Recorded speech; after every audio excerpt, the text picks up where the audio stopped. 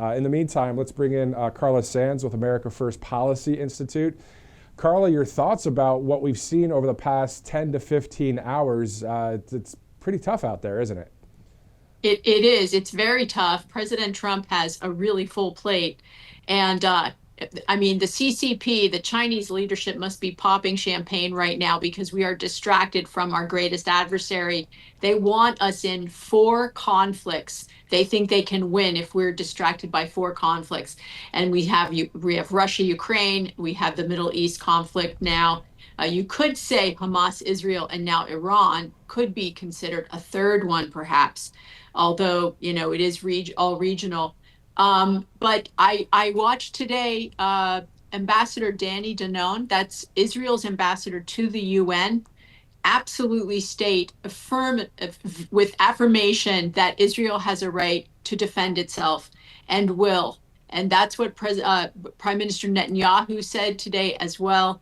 So I think that Israel is dug in. Their people are prepared. They've gotten, things at home that they can withstand a long conflict.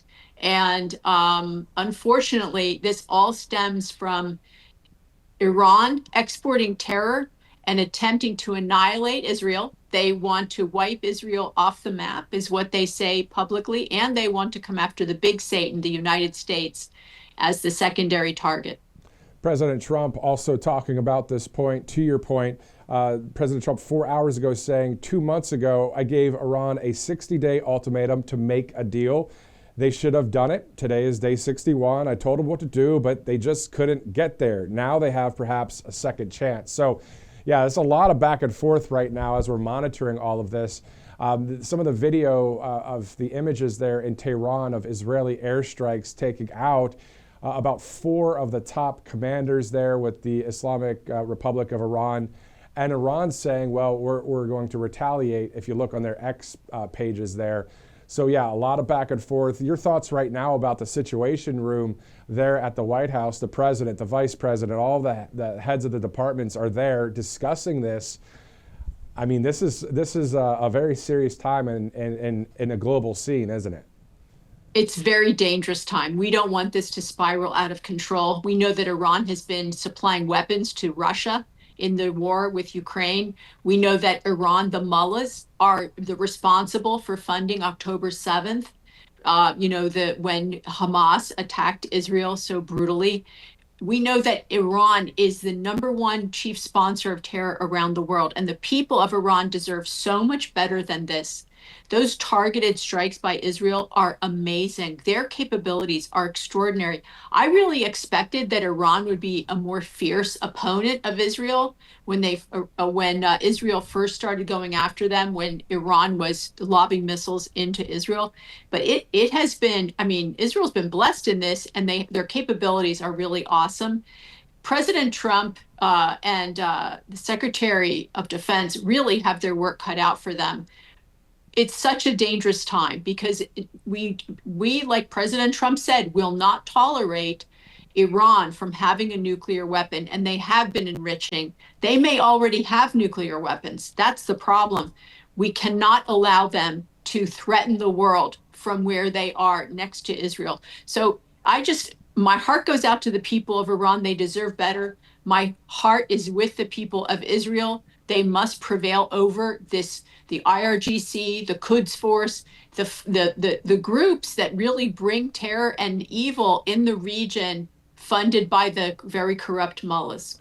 And then I'm going to read one more statement from the president. I want to get your reaction on that before we shift to other policies that are happening domestically when it comes to our country.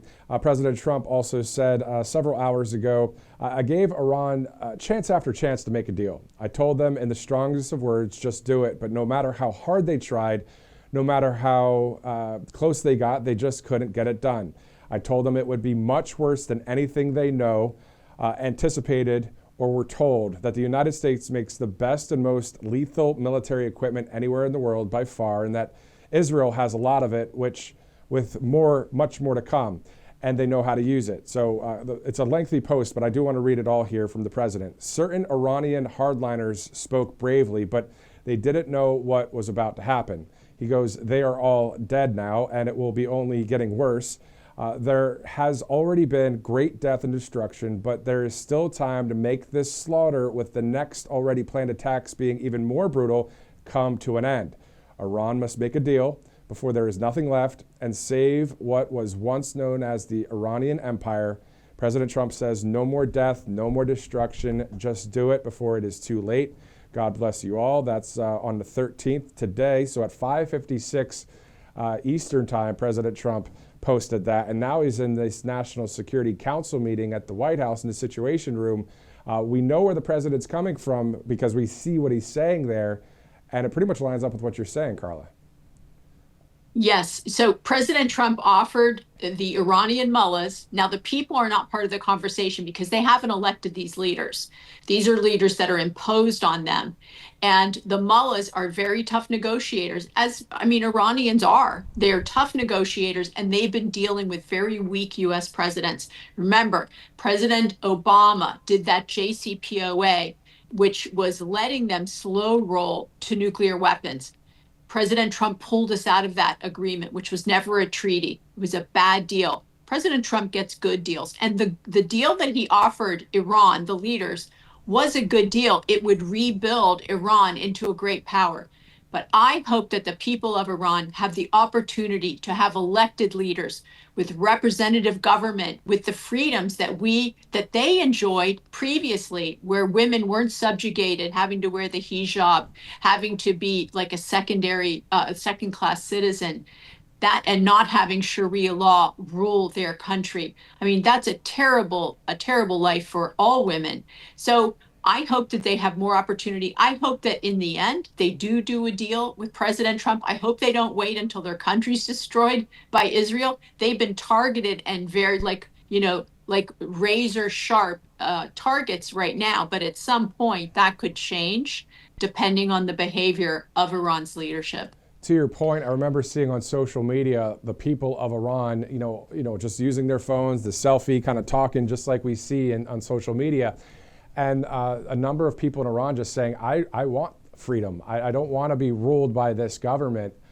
So yeah, the people of Iran, just like the people, Carla, of China or the people of North Korea or the people of anywhere, a majority of them, I'm thinking, 90% of the world wants to be free and not to be subjugated to a dictator. So, that's who President Trump is really fighting for, I believe. Don't you think? We the people and the free world. That's why he's the leader of the free world, right?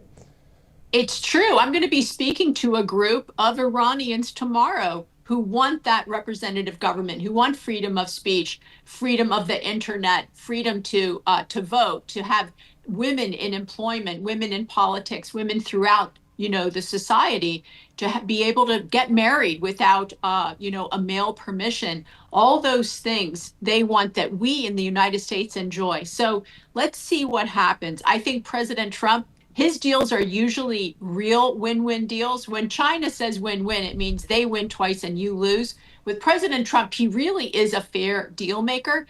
He just wants deals to be reciprocal. But in this case, he's offering Iran, the leadership, a great deal, the deal of a century, and I hope they take it.